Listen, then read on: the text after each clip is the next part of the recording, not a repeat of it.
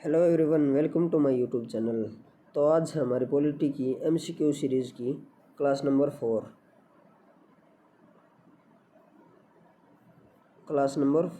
और आज की क्लास से हम सेकंड टॉपिक स्टार्ट करने जा रहे हैं, जो कि है प्रस्तावना। तो चलिए शुरू करते हैं। आज का हमारा पहला क्वेश्चन है, भारतीय संविधान की किस भाग को उसकी आत्मा की आख्या प्रदान की गई है? तो इसका right answer option number A, प्रस्तावना को। यानी कि प्रस्तावना को भारतीय संविधान की आत्मा या कुंजी कहा गया है। कुंजी कहा गया है। और प्रस्तावना को भारतीय संविधान की आत्मा ठाकुर प्रसाद भार्गव ने कहा था। ठाकुर प्रसाद भार्गव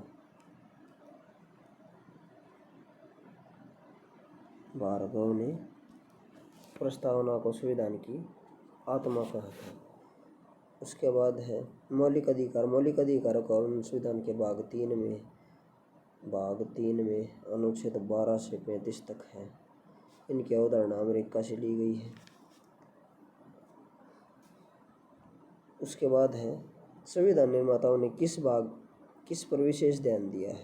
तो इसका राइट आंसर ए, प्रस्तावना पर। उसके बाद है भारत में जनप्रिय संप्रभुता है, क्योंकि भारत के संविधान की प्रस्तावना शुरू होती है इन शब्दों से। पहला ऑप्शन है लोकतंत्रवादी भारत, दूसरा ऑप्शन है लोक गणराज्य, तीसरा है लोक प्रभुसत्ता और चौथा है हम भारत के लोग। तो इसका राइट आंसर है हम भारत के लोग हैं। इन शब्दों से भारत की प्रस्तावना शुरू होती है। उसके बाद है भारत को गणतंत्र क्यों कहा जाता है? ऑप्शन नंबर ए, इसकी विधान मंडलों की अधिकतम संख्या जनता द्वारा प्रत्यक्ष चुनी जाती है। ऑप्शन बी, यह राज्यों का एक संघ है। ऑप्शन सी, भारतीय नागरिक मूलभूत अधिकारों का उपयोग करती है। ऑप्शन डी, यह राज्य का प्रमुख निर्धारित अवधि के लिए निर्वाचित होता है। तो इसका राइट आंसर है ऑप्शन नंबर डी, यह राज्य का प्रमुख निर्धारित अवधि के लिए निर्वाचित होता है। अगला पॉइंट है भारत है एक, तो इसका राइट आंसर है धर्मनिरपेक्ष राष्ट्र। धर्मनिरपेक्ष का मतलब है यानी कि राज्य किसी विशेष धर्म को स्वीकार नहीं करेगा। उसके बाद है धर्मनिरपेक्षता का क्या अर्थ है? तो धर्मनिरपेक्षता का अर्थ है ऑप्शन नंबर ए है, राज्य सरकार सभी धर्म के खिलाफ, राज्य सरकार द्वारा एक धर्म को स्वीकार करना, और राज्य सरकार द्वारा किसी भी धर्म को स्वीकार न करना, या डी, इनमें से कोई नहीं। तो इसका राइट आंसर है राज्य सरकार द्वारा किसी भी धर्म को स्वीकार नहीं करना ही धर्मनिरपेक्षता कहलाता है। उसके बाद अगला क्वेश्चन है गणतंत्र का क्या मतलब होता है? तो इसका राइट आंसर है ऑप्शन नंबर डी, राज्य जहाँ पर अध्यक्ष वंशानुगत रूप से न हो वही राज्य गणतंत्र राज्य कहलाता है। उसके बाद अगला क्वेश्चन है निम्नलिखित में से वे दो शब्द कौन से हैं जिनका समावेशन 42वें संशोधन द्वारा संविधान की उद्देशिका में किया गया था? यानी कि 42वें संविधान संशोधन के द्वारा वे संविधान की प्रस्तावना में जोड़े गए थे। तो इसका right answer option number C, समाजवादी और धर्मनिरपेक्षता।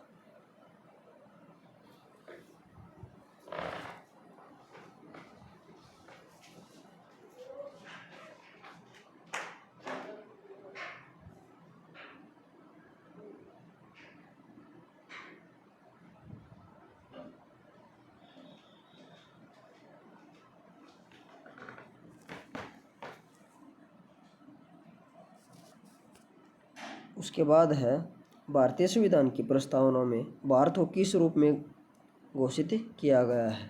तो इसका राइट आंसर है ऑप्शन नंबर सी, एक प्रभुत्व संपन्न समाजवादी धर्मनिरपेक्ष और प्रजातांत्रिक गणराज्य के रूप में। उसके बाद हमारा अगला क्वेश्चन है क्वेश्चन नंबर 10, निम्नलिखित में से कौन सा शब्द भारत के संविधान की उद्देशिका यानी कि प्रस्तावना में नहीं है? तो इसका राइट आंसर है ऑप्शन नंबर डी, लोक कल्याण शब्द हमारे प्रस्तावना में शामिल नहीं है। उसके बाद है कल्याणकारी राज्य का उद्देश्य क्या होता है? ऑप्शन नंबर ए, अधिकतम संख्या का अधिकतम कल्याण सुनिश्चित करना। ऑप्शन नंबर बी कमजोर वर्गों के कल्याण का प्रबंधन करना। ऑप्शन सी सभी नागरिकों को स्वास्थ्य सुविधाएं प्रदान करना। और ऑप्शन नंबर डी उपयुक्त में से कोई नहीं। तो इसका राइट आंसर है ऑप्शन नंबर बी कमजोर वर्गों के कल्याण का प्रबंध करना। उसके बाद अगला क्वेश्चन है, भारत को एक गणराज्य मुख्य रूप से माना जाता है क्योंकि। इसका राइट आंसर है राज्याध्यक्ष का चुनाव होता है। उसके बाद है, भारतीय संविधान की प्रस्तावना के सिलसिले में निम्नलिखित में से सही क्रम कौन सा है। ऑप्शन नंबर एक गणतंत्र, फिर जनवादी, धर्मनिरपेक्ष, समाजवादी, सार्वभौम, सत्ता संपन्न। उसके बाद है ऑप्शन नंबर बी सार्वभौम, सत्ता संपन्न, समाजवादी, जनवादी और धर्मनिरपेक्ष गणतंत्र। या ऑप्शन सी सार्वभौम, सत्ता संपन्न, जनवादी, धर्मनिरपेक्ष या समाजवादी गणतंत्र। या ऑप्शन डी सार्वभौम, सत्ता संपन्न, समाजवादी, धर्मनिरपेक्ष और जनवादी गणतंत्र।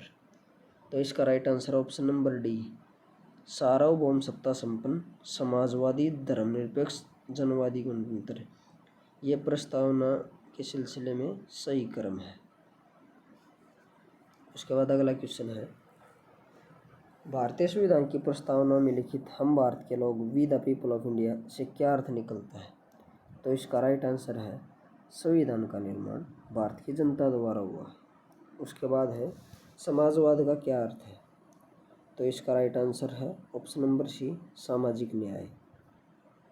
उसके बाद अगला क्वेश्चन है क्वेश्चन नंबर 16, भारतीय संविधान की प्रस्तावना पर किस क्रांति का प्रभाव नहीं झलकता है। तो इसका राइट आंसर है चीन की क्रांति 1912 ईस्वी में जो हुई थी। उसके बाद है संविधान के अंतर्गत भारतीय लोकतंत्र के आदर्शों को हम कहाँ देख सकते हैं। तो इसका राइट आंसर है प्रस्तावना में, यानी कि ऑप्शन नंबर बी। अगला क्वेश्चन है 42वें संविधान संशोधन 42वें संविधान संशोधन अधिनियम 1976 द्वारा प्रस्तावना में किस शब्द को नहीं जोड़ा गया। तो इसका राइट आंसर है ऑप्शन नंबर सी गुटनिरपेक्ष शब्द को नहीं जोड़ा गया। अगला क्वेश्चन है भारतीय संविधान ने किस प्रकार के लोकतंत्र को अपनाया है। तो इसका राइट आंसर है ऑप्शन नंबर डी लोकतांत्रिक गणतंत्र को। उसके बाद है भारतीय संविधान की प्रस्तावना में वर्णित लोकतंत्र को किस रूप में स्वीकारा गया है। ऑप्शन नंबर ए राजनीतिक राजतंत्र, ऑप्शन नंबर बी आर्थिक लोकतंत्र, ऑप्शन नंबर सी सामाजिक राजतंत्र, ऑप्शन नंबर डी उपयुक्त सभी। तो इसका राइट आंसर होगा ऑप्शन नंबर डी उपयुक्त सभी। उसके बाद अगला क्वेश्चन है भारत की संप्रभुता, एकता तथा अखंडता को अक्षुण्ण बनाए रखने तथा उसकी रक्षा करने का प्रावधान कहाँ पर किया गया है। तो इसका राइट आंसर है प्रस्तावना। उसके बाद है भारतीय संविधान की प्रस्तावना में जिन आदर्शों एवं उद्देश्यों की रूपरेखा दी गई है उनकी आगे व्याख्या कहाँ की गई है। तो इसका राइट आंसर है मूल अधिकारों, राज्य की नीति निर्देशक सिद्धांत एवं मूल कर्तव्यों में उन उद्देश्यों और आदर्शों की आगे व्याख्या की गई है। उसके बाद है भारतीय संविधान की प्रस्तावना से क्या स्पष्ट नहीं होता है।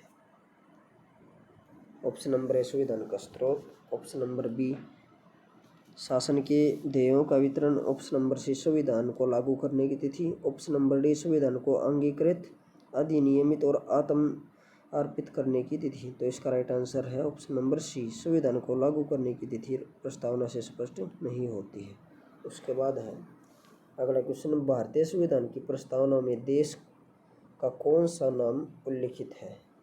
तो इसका right answer option number C Bharat और इंडिया। उसके बाद अगला क्वेश्चन है संविधान की उद्देशिका में यानी प्रस्तावना में कितनी बार संशोधन किया जा चुका है। तो इसका राइट आंसर है ऑप्शन नंबर सी एक बार। उसके बाद है भारत के संविधान की प्रस्तावना में प्रथम संशोधन कब किया गया। तो इसका राइट आंसर है ऑप्शन नंबर सी 1976 में। अगला क्वेश्चन है संविधान की प्रस्तावना सभी भारतीय नागरिकों को निम्न में से कौन सा एक उपलब्ध कराने के लिए वायदा नहीं करती है। तो इसका राइट आंसर है ऑप्शन नंबर डी पूजा की समानता। उसके बाद अगला क्वेश्चन है संविधान की उद्देशिका के संबंध में निम्न स्थानों पर विचार करिए और दिए गए कूट की सहायता से बताइए कि इनमें से कौन सा सही है। पहला है नेहरू द्वारा प्रस्तुत ऑब्जेक्टिव प्रस्ताव अंतोगत व उद्देशिका बने।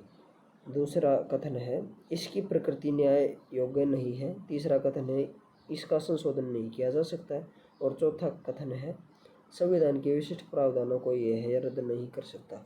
और हमेशा ही कथन के बारे में बताना है। तो इसका right answer option number B, पहला, दूसरा और चौथा कथन सही है। उसके बाद अगला क्वेश्चन है भारतीय संविधान की उद्देशिका में परिवर्तन किस संशोधन अधिनियम के द्वारा किए गए थे। तो इसका राइट आंसर है 42वां संविधान संशोधन 1976। और इसे मिनी कॉन्स्टिट्यूशन भी कहा जाता है। इस संविधान संशोधन को मिनी कॉन्स्टिट्यूशन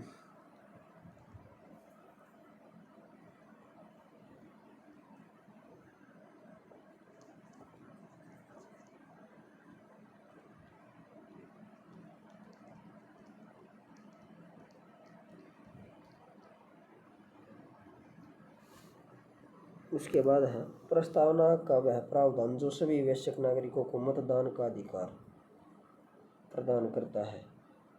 तो इसका right answer option number B, प्रजातंत्र। उसके बाद अगला क्वेश्चन है भारतीय संविधान के किस भाग में स्पष्ट रूप से घोषणा की गई कि भारत एक धर्मनिरपेक्ष राज्य है। तो इसका राइट आंसर है संविधान की प्रस्तावना में। उसके बाद अगला क्वेश्चन है संविधान की प्रस्तावना में भारत को क्या कहा गया है। ऑप्शन नंबर ए सर्वसत्ताधारी लोकतांत्रिक समाजवादी धर्मनिरपेक्ष गणराज्य। ऑप्शन नंबर बी समाजवादी लोकतांत्रिक धर्मनिरपेक्ष गणराज्य। ऑप्शन नंबर सी लोकतांत्रिक सर्वसत्ताधारी धर्मनिरपेक्ष समाजवादी गणराज्य। ऑप्शन नंबर डी सर्वसत्ताधारी समाजवादी धर्मनिरपेक्ष और लोकतांत्रिक। तो इसका राइट आंसर है ऑप्शन नंबर डी।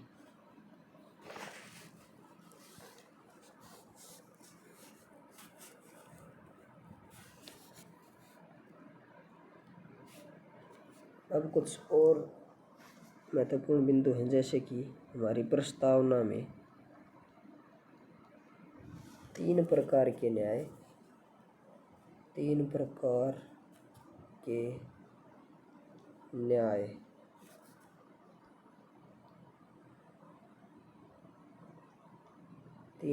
के न्याय और 5 प्रकार की स्वतंत्रता, 5 प्रकार की स्वतंत्रता,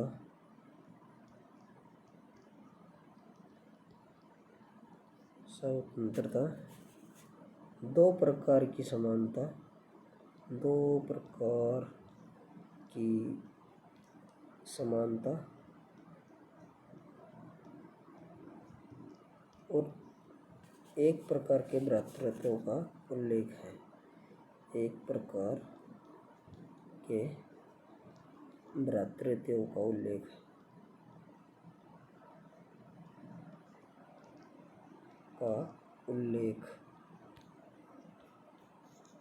है। और इसी के साथ ये टॉपिक खत्म होता है। अगर आपको वीडियो अच्छी लगे तो वीडियो को लाइक एंड शेयर करें, तो चैनल को सब्सक्राइब करें। Thank you.